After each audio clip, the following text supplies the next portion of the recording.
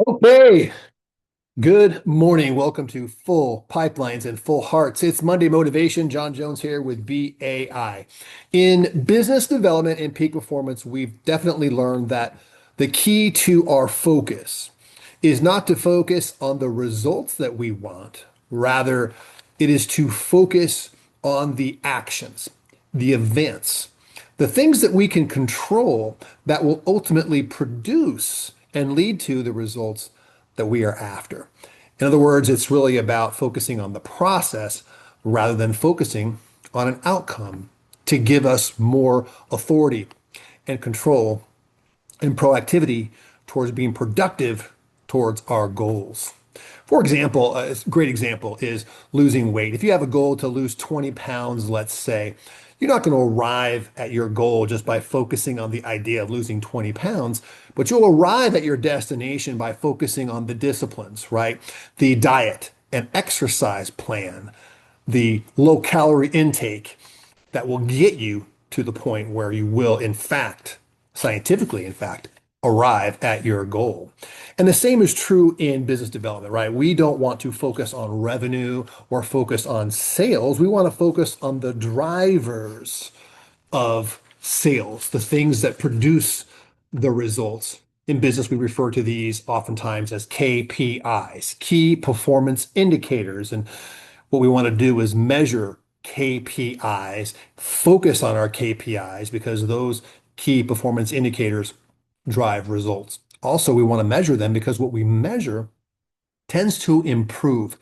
It's all about focus. What we focus on expands. Now, in the world of franchise development, we have a very unique situation here. We have a lengthy, dynamic, multiple step sales cycle and process, don't we? And unlike a lot of different industries out there, a lot of other sales industries, you've got scheduling a presentation, delivering a presentation, and then closing a deal, managing the closing ratio. It's typically a numbers game, right? You deliver more presentations, you make more sales. But in our world, it's a little bit more difficult to rely on the typical traditional numbers game and numbers game approach. There's just not necessarily a direct relationship between a presentation and a sale, right? It's much more complicated than that. We have more moving parts. So, in franchise development, the question is, what can we focus on that will move the needle, so to speak? What can we control? What can we measure? How do we stay productive, knowing that sometimes results can be indirectly related to our performance and our activity? And I think we would all agree that, of course, it's very important in our business that we manage our pipeline as we move candidates through the process, right? We all have a process that looks something along the lines like we have qualification calls, introductory calls, right? Brand presentations and consultations, FDD reviews schedule. We move on to validations, and then, of course, discovery days and application agreement reviews and things like that to finalize the transaction. Whatever your steps are, moving your clients through these steps ultimately is going to lead us to a deal, and we know that. And I refer to this as pipeline management, right? It's an assembly line. We're basically turning a lead into a deal at the end. And your ability to manage your pipeline is essential, and your effectiveness at completing each step in the process and moving your client to the next step is going to be critical. And I want to submit to you that while we manage our pipeline, we also want to manage our performance, you guys. Let's face it, we're typically a one man, one woman ship, and the results that we achieve are up to us. And we want to be productive on a daily basis. We want to focus on the moments that are in front of us and win those moments consistently. And ultimately, these wins will add up towards the results that we're after. So, in addition to managing your pipeline, I want to encourage you all to make this a focal point, to manage your performance, to manage your own personal productivity. And it's this: I want to encourage you to focus on what I call meaningful conversations. Meaningful conversations move our clients through the steps. And ultimately, meaningful conversations stack up to produce a deal.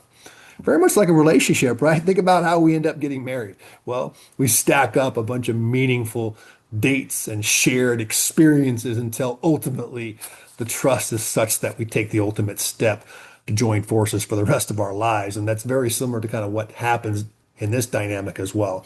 So let's define first a meaningful conversation so that we could be intentional about creating meaningful conversations and not letting meaningful conversations be at chance, but something that we can consciously create on a consistent basis. So first of all, a meaningful conversation is going to be a conversation with a client where there's no undivided attention. Both parties are focused and fully engaged, right? We don't have a bunch of distractions going on. Someone's not doing dishes while you're on speakerphone or driving in their car or running errands or something like that. Or, oh, by the way, I have to call this short. I have to be somewhere in 10 minutes. No, no, no. A meaningful conversation is when both parties are not distracted. They're fully engaged and ready to get the most out of the engagement. So that's number one, no undivided attention. Number two is there needs to be an atmosphere of trust.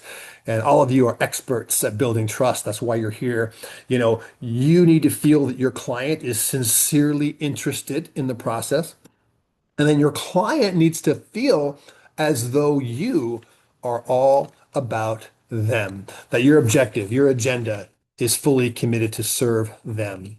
That's really important as well, right? That atmosphere of trust is what I call it. The third thing is that there needs to be a valuable exchange. There needs to be a perception on both parties that this was an invaluable experience. Your conversation add value to the client's sincere journey, and then you learn something valuable about your client. You gained insights about your clients, how they're feeling, what they're thinking, what they're excited about, what they thought, what they think is great about, what they're learning about the different brands and the opportunity at hand. And of course, what are their concerns and fears as well? If you're gaining that insight based on trust, that's extremely valuable. Most importantly, though, is this: the client needs to feel better having the conversation. That makes it meaningful, really, the bottom line. Bottom line is the client must feel better about having the conversation. I always like to say that, sometimes a conversation is not this big magical wow experience, but you know what? You don't have to hit a home run, but you do need to hit a base hit. And a base hit is going to consist of these factors that we're discussing now. There needs to be enough trust, enough perception of value to move the client on to the next step. One of the keys to a valuable and meaningful conversation, I think you're going to find, is the questions that you ask. Are you asking thought-provoking and insightful questions that uncover, that unlock valuable information and valuable feelings and experiences with your client? Give that some thought, being prepared with some great questions to engage and create value in the conversation is going to be very powerful. And then the fourth thing, a meaningful conversation will result in a commitment, not necessarily to buy, but a commitment to move on to that next step, whatever that next step may be. So let's just kind of review here. A meaningful conversation are conversations that we create intentionally that have undivided attention, an atmosphere of trust and rapport, a perception of value, and the client feels better after having the conversation. And then finally, there's a commitment to move on to the next step. Those are meaningful conversations. And when we string up meaningful conversations, you guys, that's when deals occur. So the opportunity at hand is to focus on creating more meaningful conversations in 2026. What if you were to manage your daily discipline and activity to create more meaningful conversations? Be resourceful and tactful and strategic on how you manage your time, energy, capital to put yourself in a position where you are having more meaningful conversations. Prepare and plan your calls so that you are intentional in bringing value to each conversation, and be sure to have a winning mindset. Put yourself in the right state of mind, energy, and emotion so that there is always a fantastic experience between you and your client. Let me ask you this. Could it be possible that in 2026, you're able to have double the amount of meaningful conversations that you had this last year? And what if you're able to do that? What if you just focused on that? Not so much focusing on number of deals and revenues, because that's hard to see what that really means to you. But what if you created double the number of meaningful conversations in 2026 than you had in 2025? Might that produce better results, more transactions, more relationships, more money earned, right? When talented, passionate, and purposeful consultants like you consistently have meaningful conversations, you guys, that's when the magic happens. Meaningful conversations build pipelines, you guys.